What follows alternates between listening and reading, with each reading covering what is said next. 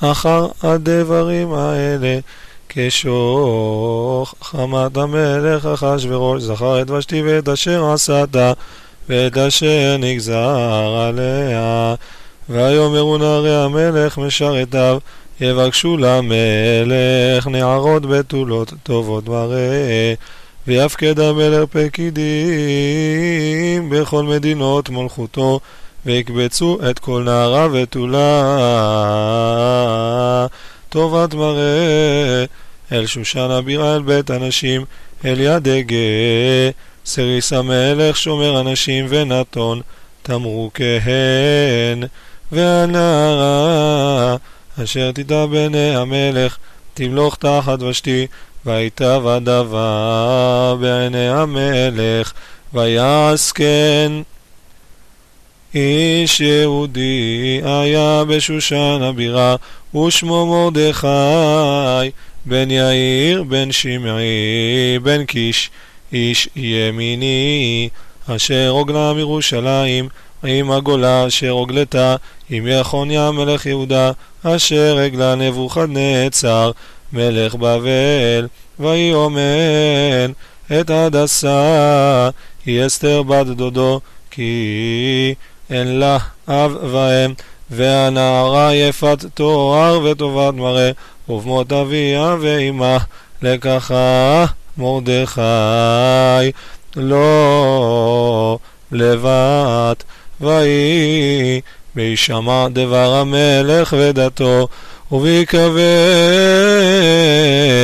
נערות רבות אל שושן הבירה אל ידגי, ותילקח אסתר אל בית המלך אל ידגי שומר אנשים, ותיטב הנערה בעיניו,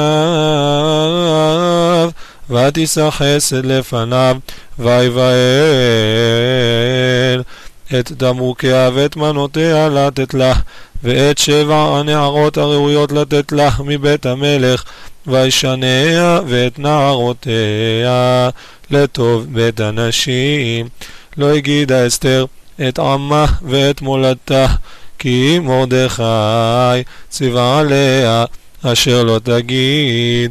ובכל יום ויום מרדכי מתהלך לפני חצר בית הנשים, לדעת את שלום אסתר ומה יעשה בה.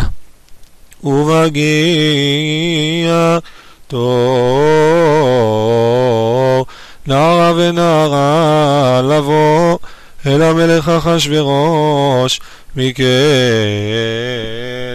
היות לה כדעת אנשים 12 חודש, כי כן נמלאו ימי מרוקיהן 6 חודשים בשמן המור, ו6 חודשים בבשמים ובתמרוקי אנשים. ובזה הנערה באה אל המלך את כל אשר תאמר, יינתן לה לבוא עמה מבית הנשים עד בית המלך. בערב היווה ובבוקר היא שבה אל בית אנשים שני, אל יד ששגז סריס המלך שומר הפילגשים. לא תבוא עוד אל המלך, כי אם חפץ בה המלך, ונקראה בשם. ובגיעתו אסתר בת אביחיל דוד מרדכי אשר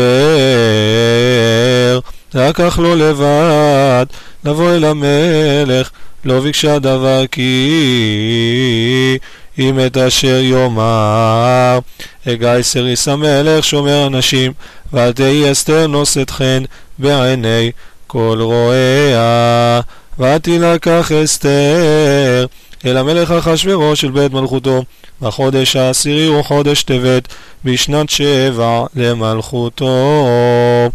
ויאהב המלך את אסתר מכל הנשים, ותישא חן וחסד לפניו מכל הבתולות, וישם כתר מלכות בראשה, וימליכיה תחת ושתי.